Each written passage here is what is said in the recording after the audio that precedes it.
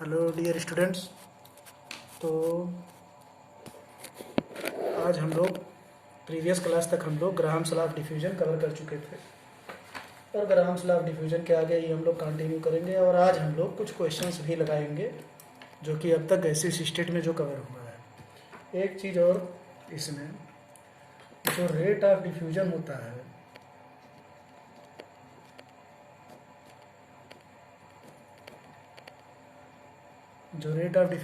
वो अभी पिछले क्लास में हम लोगों ने देखा था कि universally proportional to 1 upon square root of molar mass होता है। अगर गैस का हम रेट ऑफ डिफ्यूजन देखें तो अब इसी चीज़ को हम लोग, क्योंकि molar mass equals to 2 into vapour density, molar mass equals to 2 into vapour density भी होती है, तो R rate of diffusion is inversely proportional to 1 upon D. तो अगर दो गैस हैं तो R1 upon R2 equals to root D2 upon D1। ये फार्मूला भी बन जाता है जहाँ पर D1 और D2 दोनों गैस का रेस्पेक्टिवली डेंसिटी और वेपर डेंसिटी है।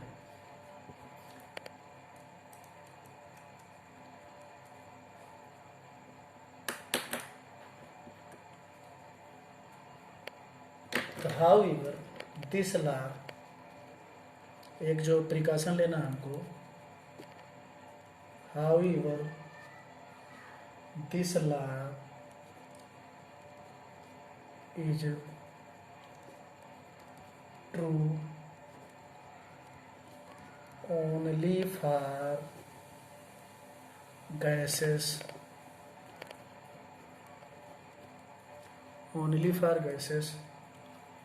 diffusing under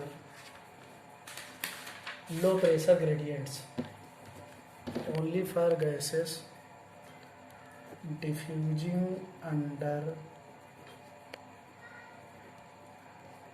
low pressure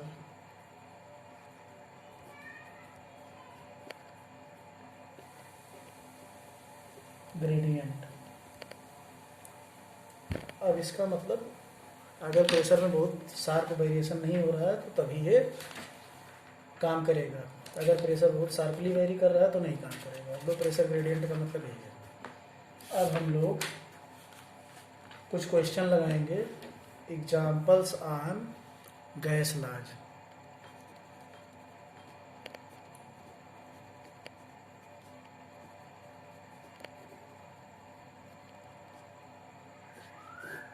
अलग अलग केस पर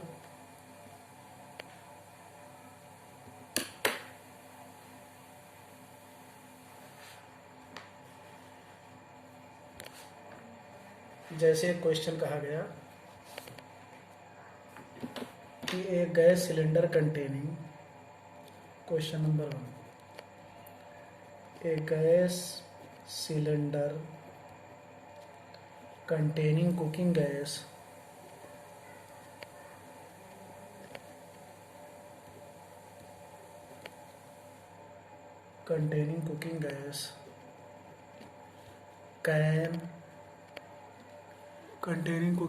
can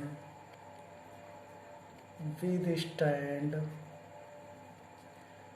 a pressure of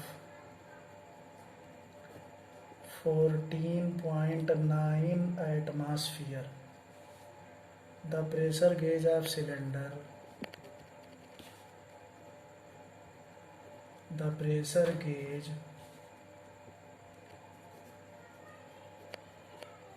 of cylinder indicates 12 atmosphere at 27 degrees Celsius. Due to sudden fire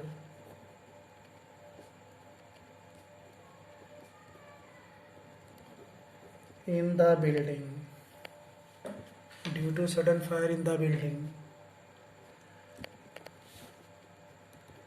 its temperature starts rising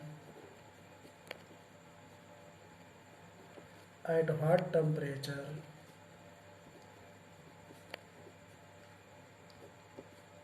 The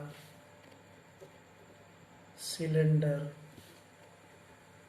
will explode. अब जैसे ये question है तो ये गैस लापर है। अब इस क्वेश्चन में अगर हम लोग ध्यान से देखें तो कहा गया है कि एक गैस सिलेंडर है जिसमें कि कुकिंग गैस रखा है, और कैन विदस्टैंड का मतलब उतना तक प्रेशर वो झेल सकता है वो सिलेंडर। अगर उससे ज़्यादा का प्रेशर हुआ तो सिलेंडर फट जाएगा।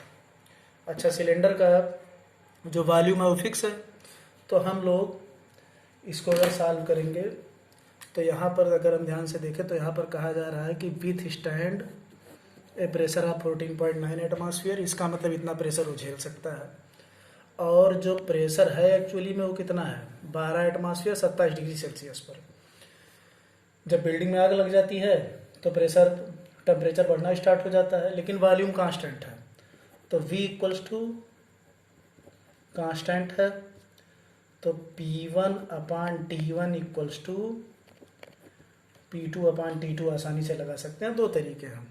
अब यहाँ पर P1 हमारा हो गया 12 एटमॉस्फेयर और T1 हमारा हो गया 27 प्लस 273 मतलब 300 केल्विन, और P2 हमारा हो गया 14.9 एटमॉस्फेयर और T2 बताना है।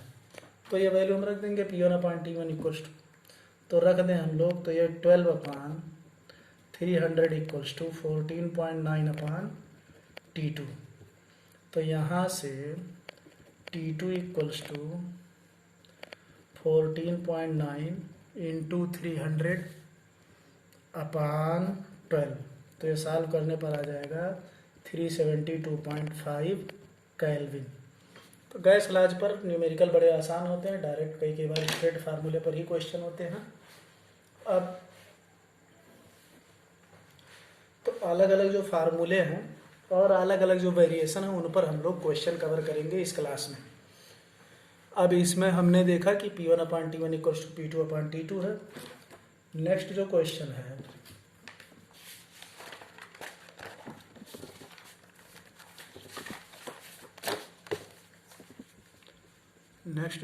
एग्जाम्पल है क्वेश्चन नंबर 2। इसमें कहा गया द डेंसिटी ऑफ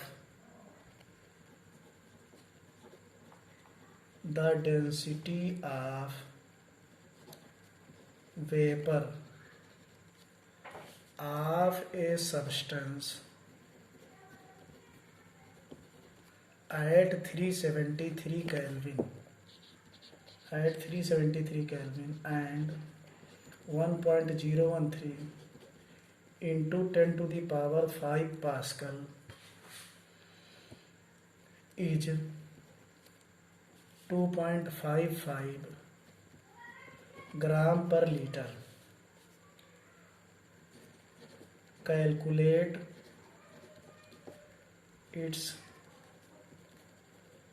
मोलर मास। ये क्वेश्चन है।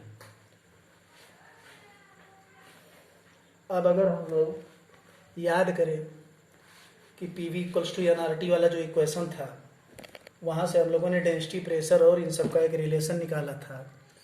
तो क्योंकि हम लोग जानते हैं PV इक्वल्स टू NRT, और डायरेक्ट यहाँ से N को हम लोग W/M लिख देंगे और डेंसिटी को हम लोग W/V लिख देंगे, तो डेंसिटी इक्वल्स टू PM/RT आ जाएगा।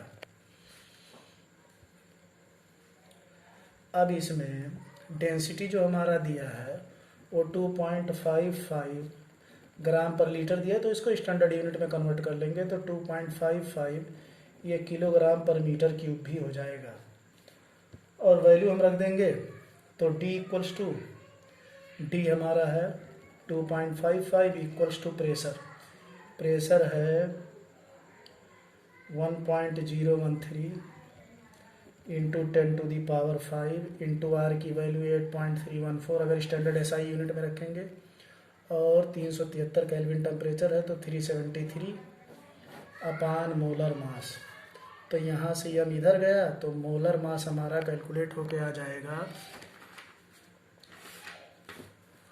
78 ग्राम पर मोल, 0.078 किलोग्राम पर मोल, और जो फाइनली हो जाएगा 78 ग्राम पर मोल, और यही मोलर मास हो जाएगा।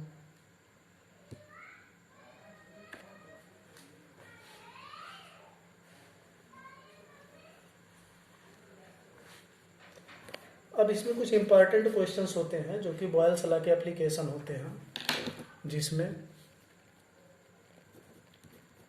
जैसे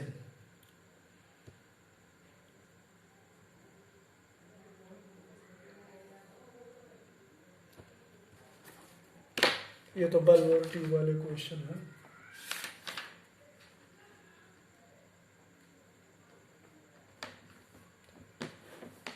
जैसे कहा गया कि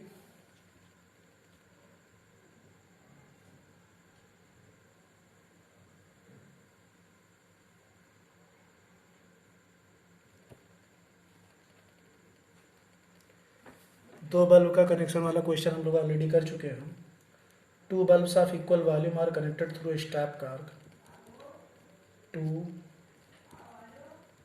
bulbs of equal volume are connected through a stop cock।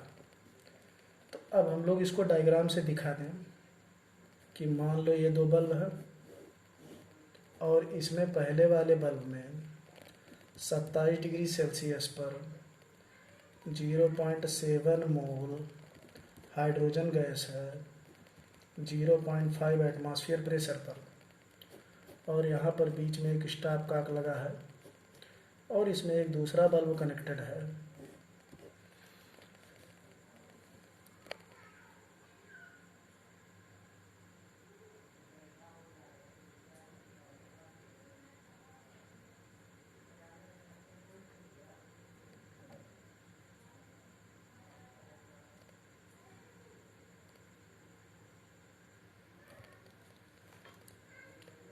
और दूसरा जो बल्ब कनेक्टेड है उसमें 0.7 मोल हाइड्रोजन गैस 0.5 एटमॉस्फेयर, और ये भी 27 डिग्री सेल्सियस है, और ये शुरू में कॉक ओपन है।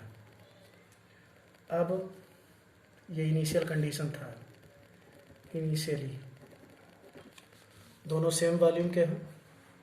अब उसके बाद कहा गया है क्वेश्चन में if the first bulb was heated. अब इसमें कहा गया कि if the first bulb was heated at 127 degree Celsius, keeping the other at the same temperature, the other at the same temperature 27 degree Celsius, what will be the final pressure? What will be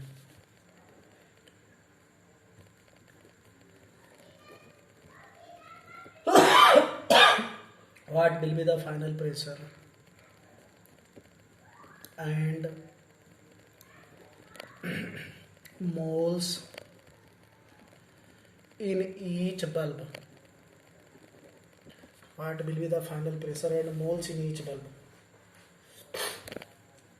ये question है। Question में कहा गया कि हमारे पास दो bulb हैं और दोनों बल्ब का वॉल्यूम सेम है, इसका भी वॉल्यूम भी है, इसका भी वॉल्यूम भी है, और दोनों में 0.7 मोल हाइड्रोजन गैस रखा गया 0.5 एटमॉस्फेयर, और इसमें भी 0.7 मोल हाइड्रोजन गैस रखा गया है 0.5 एटमॉस्फेयर पर। और फिर कहा गया कि जो स्टॉप का कोकन था, मतलब गैस इधर से उधर जा सकती है। फिर एक बल्ब को हीट किया गया, उसका टेम्परेचर 127 कर दिया गया और दूसरे बल्ब को उसी टेम्परेचर पर रखा गया, तो फाइनल प्रेशर बताना है। और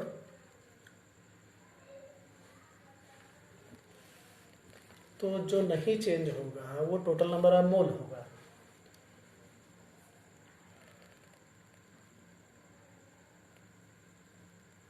तो फाइनल प्रेशर, अब हम लोग क्या करेंगे कि इनिशियल प्रेशर कितना था 0.5, तो इनिशियली टोटल वॉल्यूम हो गया हमारा 2V और total mole, initially total volume जो हमारा था वो 2V था और टोटल मोल हमारा 0.7 था, टोटल मोल था 0.7 और टोटल जो प्रेशर था वो 0.5 एटमॉस्फेयर था। तो अब हम लोग क्या करेंगे कि PV इक्वल्स टू nRT लगा देंगे और T हमारा 27 + 273 मतलब 300 केल्विन हो जाएगा। तो अब हम लोग 0.5 इंटू V की जगह पर 2V equals to 0.7 into R into 300। तो यहाँ से जब हम लोग वॉल्यूम सॉल्व करेंगे R की वैल्यू, और R की वैल्यू 1/12 लीटर एटमॉस्फेयर पर मोल पर केल्विन रखेंगे, तो V हमारा आ जाएगा यहाँ से 17.22 लीटर सॉल्व करने पर।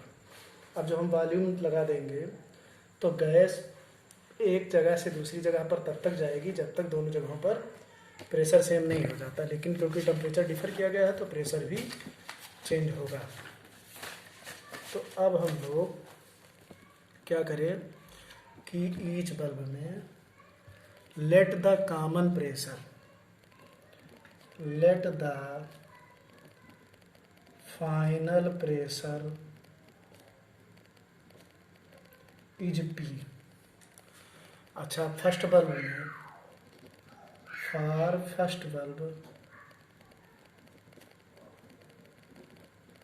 Late moles is N1 and for second bulb let moles is N2। अच्छा, N1 प्लस, अब लगा दें तो ईच बल्ब के लिए तो P into V equals to N1 into R into T की जगह पर फर्स्ट बल्ब का टेम्परेचर 127 था, तो P into V equals to N1 into R into 400 और वॉल्यूम हो जाएगा तो P into 17.22 equals to N1 into 1/12 into 400।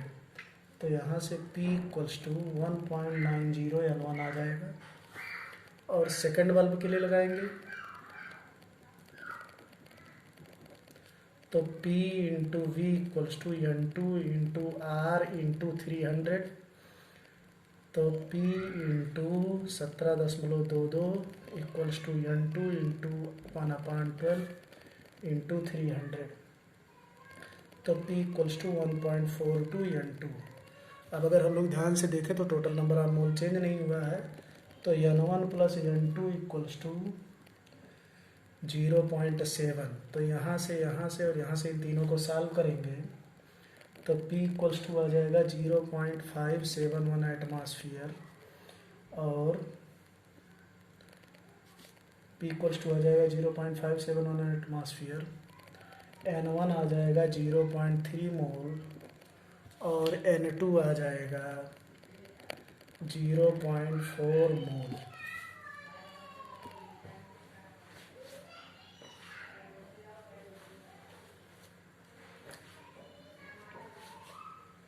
ये इतना आ जाएगा।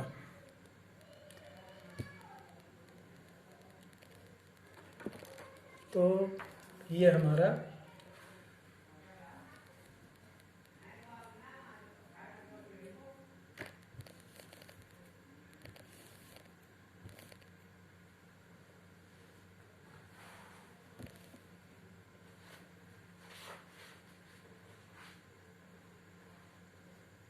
अब जो नेक्स्ट क्वेश्चन है,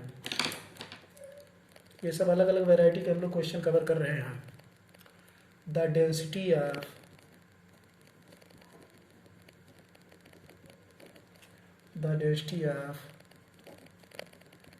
a mixture of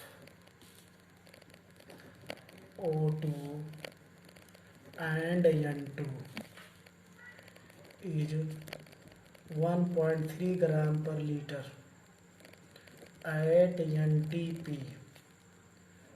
Calculate partial pressures of O2 and N2। अब इस क्वेश्चन में कहा गया कि हमारे सामने N2 और O2 का एक मिक्सचर है और जिसका डेंसिटी ये है। तो डेंसिटी वाला जो फार्मूला हमारे लिए हम लोग के लिए, तो मान लो कि लेट द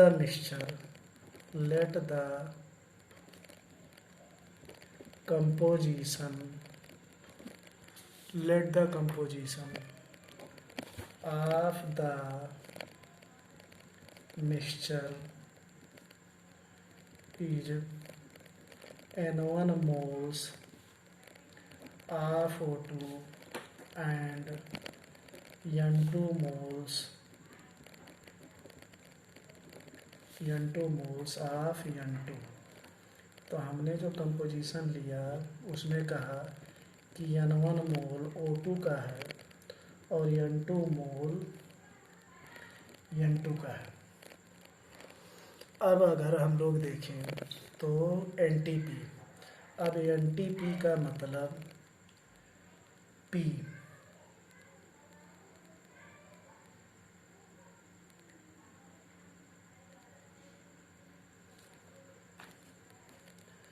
प्रेशर कितना हो जाएगा? प्रेशर हो जाएगा 1 एटमॉस्फेयर। तो molecular weight of the mixture, अब डेंसिटी है तो molecular weight of the mixture, तो मॉलिक्यूलर वेट है molar mass of the mixture हो जाएगा डेंसिटी इंटू मोलर वॉल्यूम।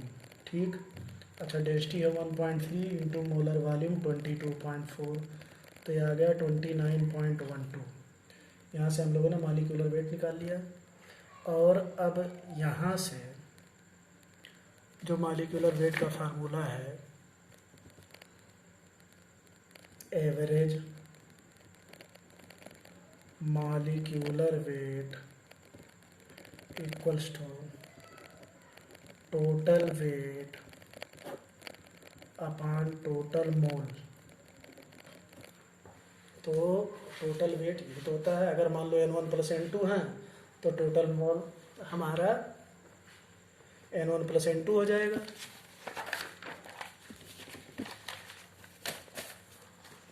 तो total weight of the mixture, total weight of the mixture, total weight of, अब N1 मोल oxygen का है तो N1 into oxygen का molecular weight 32 plus N2 mole nitrogen का तो N2 इंटू 28, ये इतना हो गया ग्राम। और टोटल मोल हो गया N1 प्लस N2। तो अब अगर हम मॉलिक्यूलर वेट लिखेंगे मिक्सचर का, तो मिक्सचर का टोटल मास था 32 N1 plus 28 N2 upon total मोल से N1 प्लस N2, और ये वैल्यू हमारी किसके बराबर है? 29.12।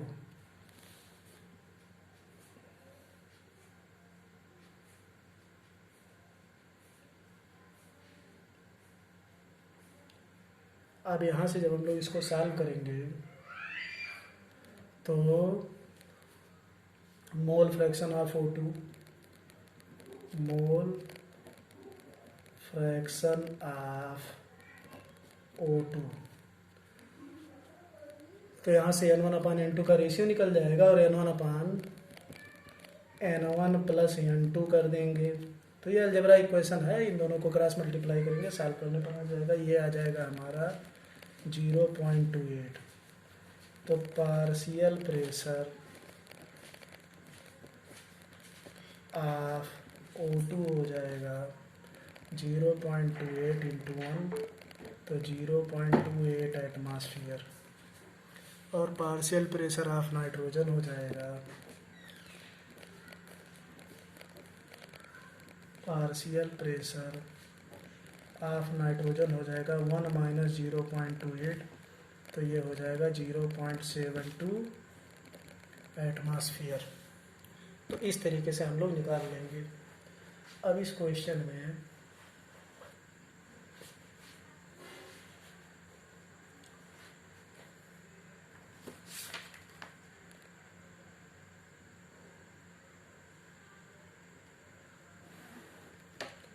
डाल्टन्स लॉ पार्शियल प्रेशर पर, तो डाल्टन्स लॉ पार्शियल प्रेशर पर एक बहुत अच्छा एग्जाम्पल है जो भी हम लोग करने जा रहे हैं।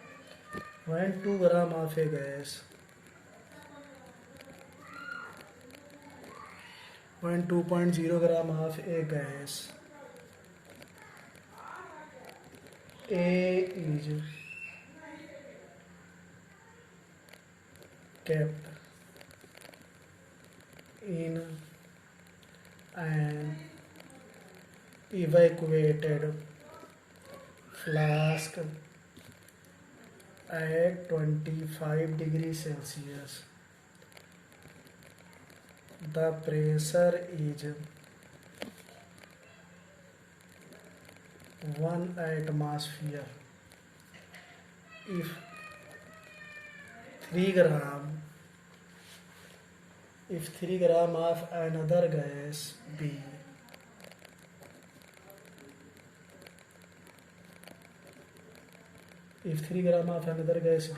is then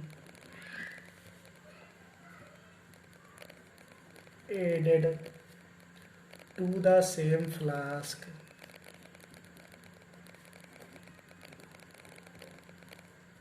the total pressure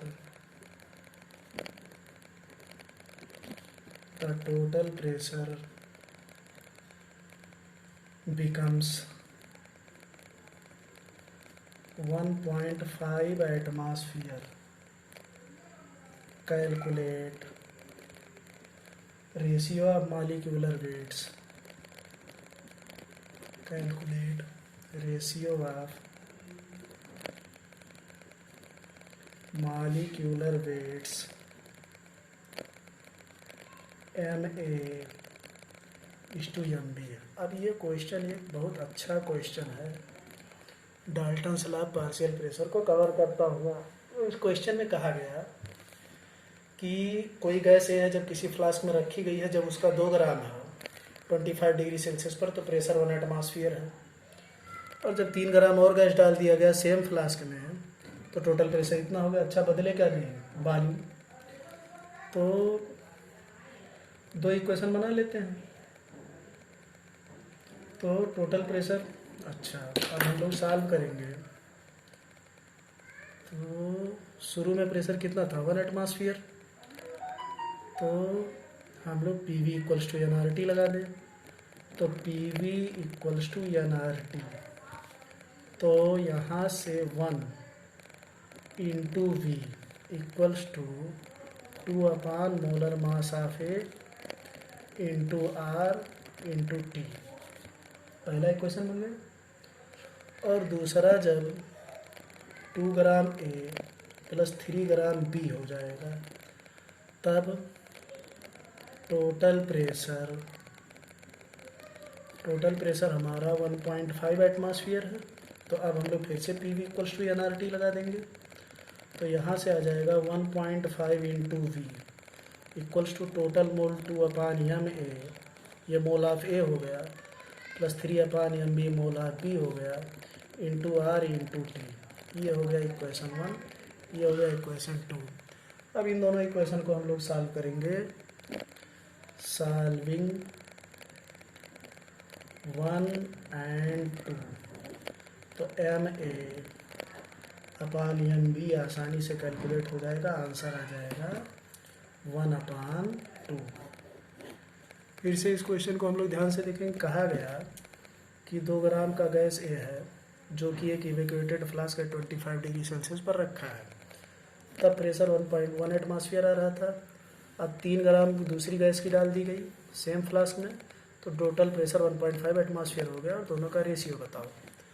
तो पहले हमने क्या किया कि P V equals to NRT है, और शुरू में जब गैस ए था तो टोटल प्रेशर 1 एटमॉस्फेयर था, और वॉल्यूम हमने कंटेनर का भी लिया, और ए का मोल हो गया molar mass M A into R into T, temperature T कुछ भी ले लेंगे, अननोन ही रहने देंगे, उसकी ज़रूरत नहीं है।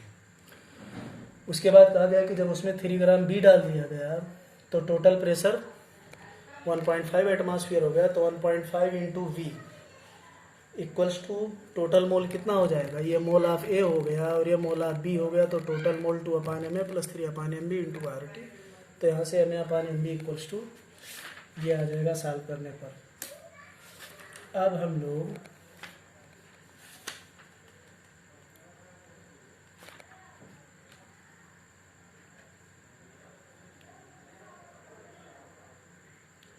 ग्राहम्स लॉ ऑफ डिफ्यूजन पर भी कुछ क्वेश्चन कर लेते हैं, जो कि पिछले क्लास में पूरी थ्योरी से डिस्कस किया गया था।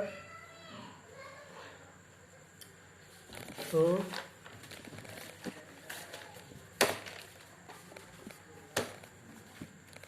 Questions on Graham's law, questions on Graham's law में अब इसमें क्वेश्चन कहा गया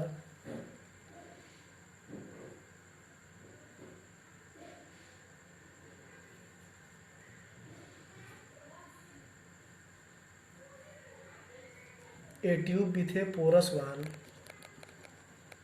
a tube with a porous wall allows 0.53 liter of N2 to escape per minute from a pressure of 1 atmosphere, from a pressure of 1 atmosphere to an evacuated chamber. What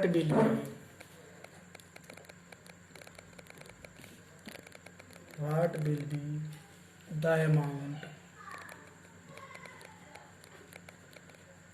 What will be the amount escaping under the same condition? Escaping under the, what will be the amount escaping under the same condition for HeCl4 and vapor and UF6? ये question है। अच्छा, इसमें He का atomic mass दिया है 4, nitrogen का दिया है 14, कार्बन का दिया है 12, Cl का दिया है 35.5, फ्लोरीन का दिया है 19 और यूरेनियम का दिया है 238। क्वेश्चन को एक बार हम लोग फिर से देख लेते हैं। कहा गया कि कोई ट्यूब है जिसकी वॉल्स पोरस हैं, और कोई ट्यूब है जिसकी वॉल्स पोरस हैं, उसमें से 0.53 लीटर नाइट्रोजन 1 मिनट में एस्केप होती है जब प्रेशर 1 एटमॉस्फेयर है। तो हम लोग जानते हैं कि rate of diffusion same minute में, अंडर द सेम कंडीशन मतलब टी सेम है, तो रेट ऑफ डिफ्यूजन अगर हम लोग ध्यान से देखें, जो कि पिछले क्लास में डिस्कस किया गया था, तो रेट ऑफ डिफ्यूजन को हम लोग क्या लिख सकते हैं, वी आउट अपान टाइम। तो ये भी है। तो अगर हम लोग R N two upon R H E लिखना चाहें तो आर एन टू हमारा हो गया volume of nitrogen escaped upon 1 minute divided by volume of hydrogen escaped upon 1 minute. तो ये दोनों का रेट ऑफ डिफ्यूजन हो गया, क्योंकि रेट ऑफ डिफ्यूजन क्या होता है, स्केप्ड वॉल्यूम अपान टाइम, तो 1 मिनट से 1 मिनट कैंसिल। तो ये हो गया V N two upon V H E, time time cancel क्योंकि सेम कंडीशन है, और मॉलिक्यूलर रेट का inverse M H E upon M N two. अब यहाँ से वी एन टू हो गया 0.53 upon V H E equals to √4 upon √28, √4 upon √28। तो यहाँ से वी एच ई आ जाएगा 0.53 इंटू √7, तो 1.4 लीटर पर मिनट। और इसी तरीके से VCCl4 upon V N two equals to molar mass of N two upon molar mass of CCl4 हो जाएगा। तो यहाँ से VCCl4 आ जाएगा 0.227 लीटर पर मिनट। और इसी तरीके से VuF6 upon V N two equals to √m(n2) upon molar mass of UF6, और यहाँ से VuF6 आ जाएगा 0.149 लीटर पर मिनट। तो इसमें हम लोगों ने कितना वॉल्यूम पर मिनट स्केप कर जा रहा है उसको रेट ऑफ डिफ्यूजन लिया है।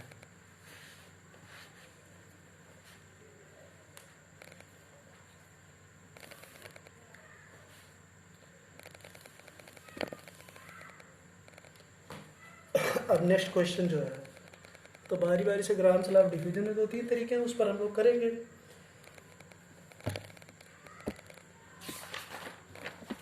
अब नेक्स्ट क्वेश्चन है ग्राम्स लॉ के रेट ऑफ डिफ्यूजन का ही, कि हम लोगों ने कहा कि ये कोई टनल है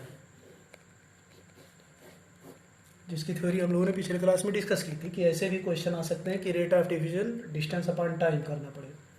तो ये टनल 1 मीटर लंबी है और एक साइड से अमोनिया इंट्रोड्यूस किया गया है और एक साइड से HBr simultaneously NH3 and HBr are introduced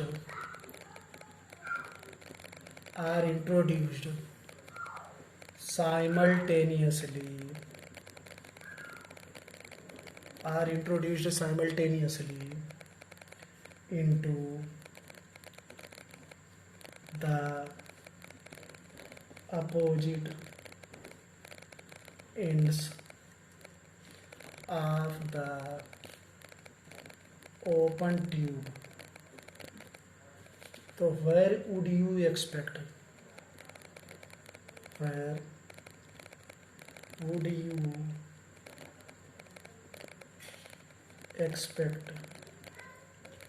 the white solid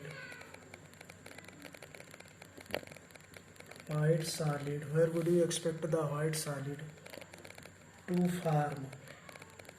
कहा गया कि आप कब एक्सपेक्ट करते हैं कि वाइट सॉलिड बनेगा।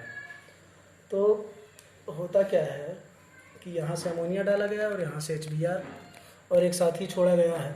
अब अमोनिया जब HBr से रिएक्ट करता है तो NH3 प्लस HBr, तो ये बनाता है NH4Br और यही वाइट सॉलिड है। अच्छा, अब अगर ये मान लो यहाँ पर बना, तो यहाँ से ये x मीटर चला, तो यहाँ से कितना चला होगा 1 - x मीटर, दोनों सेम टाइम में। तो R अमोनिया हम लोग लिख सकते हैं अमोनिया x मीटर चला तो x अपान टाइम t, और RHBr उतनी ही देर में 1 - x मीटर चला होगा तो 1 - x अपान t। अच्छा, rate of diffusion Graham's law of diffusion से RNH3 अपान RHBr कितना हो जाएगा, x अपान t अपान 1 - x अपान t, इससे कैंसिल, और ये हो जाएगा root molar mass of HBr upon molar mass of ammonia. तो यहाँ से x अपान 1 - x आ जाएगा हमारा रूट 81 अपान 17। तो यहाँ से हम लोग सॉल्व करेंगे 17 चौक, तो x इक्वल्स टू आ जाएगा 0.66 मीटर, या फिर x equals to 66 centimetre approx. तो ये एक दूसरे टाइप का ग्राम्स लॉ ऑफ डिवीजन पर न्यूमेरिकल हो गया, जिसमें एक टनल दिया है और टनल के दो एंड से 2 गैस डाली जा रही है। तो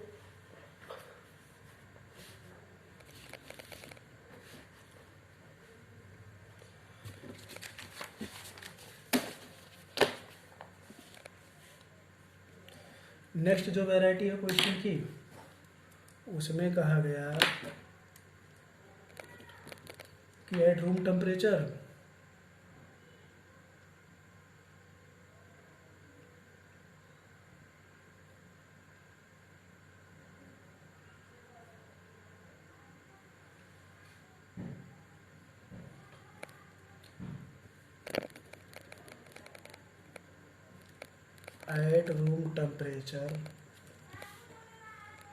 NH3 gas at 1 atmosphere pressure and hydrogen chloride and HCl at P atmospheric pressure are allowed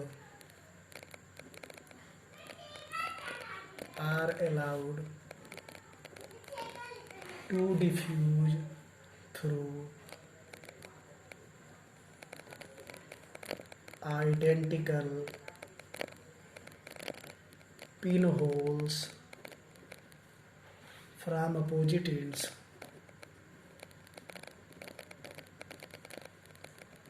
ये क्वेश्चन भी बहुत अच्छा क्वेश्चन है। From opposite ends,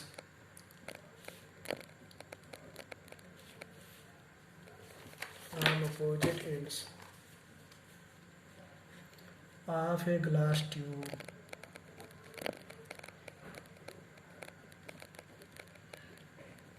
of 1 meter length and of uniform cross section NH4Cl is formed at 60 centimeter from HCl end. Calculate value of P। अब इस question में कहा गया कि एक 1 मीटर की ट्यूब है, जिसके एक एंड पर अमोनिया और एक एंड पर HCl गैस को डिफ्यूज किया गया। जिस एंड पर अमोनिया डिफ्यूज किया गया वो 1 एटमॉस्फेयर पर था, और जिस एंड पर HCl डिफ्यूज किया गया वो P एटमॉस्फेयर पर था। HCl का जो अमोनियम क्लोराइड का जो सफ़ेद धुआं बन रहा है वो 60 सेंटीमीटर उस HCl वाले एंड से बन रहा है। मतलब अगर हम इसको डायग्राम के फॉर्म में लिखें तो हमारे सामने सिचुएशन यह है कि इधर से अमोनिया डाला गया 1 एटमॉस्फेयर प्रेशर पर, और इधर से HCl डाला गया P एटमॉस्फेयर प्रेशर पर, और इस वाले एंड से 60 सेंटीमीटर, मतलब यहाँ पर कहीं NH4Cl बन रहा है, तो अगर यहाँ से 60 हुआ तो यहाँ से 40 सेंटीमीटर हुआ। अच्छा, अब हम लोग वही फार्मूला लगा दें डिस्टेंस अपॉन टाइम वाला। तो RNH3 हम लोग लिख सकते हैं कि 40 सेंटीमीटर का डिस्टेंस कवर किया उतने ही टाइम में, तो 40/T हो गया। और RHCl अगर हम लोग कहें तो ये 60/T हो गया। अब अगर दो गैसेज अलग अलग पार्शियल प्रेशर पर हैं तो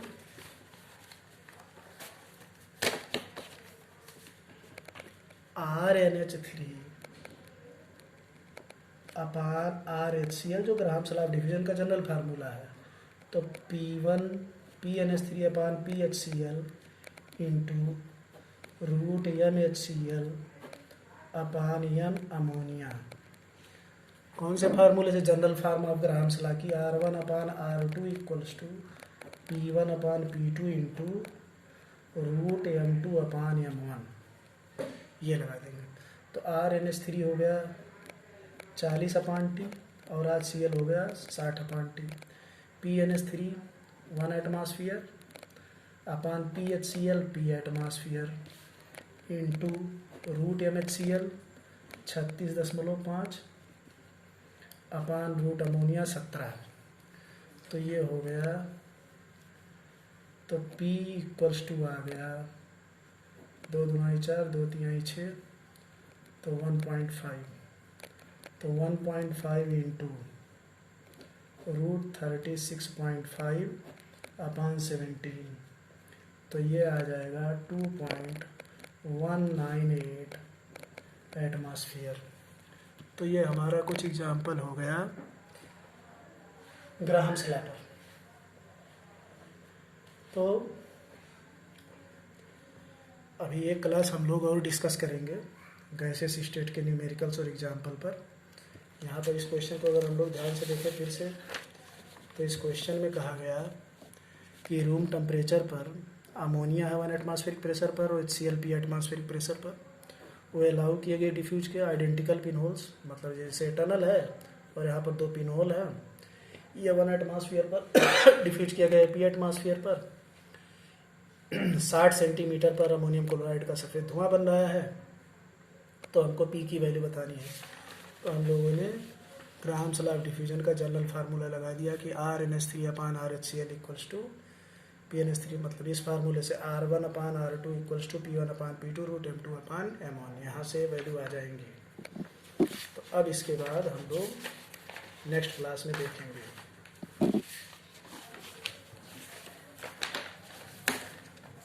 ठीक है बेटा, चलो।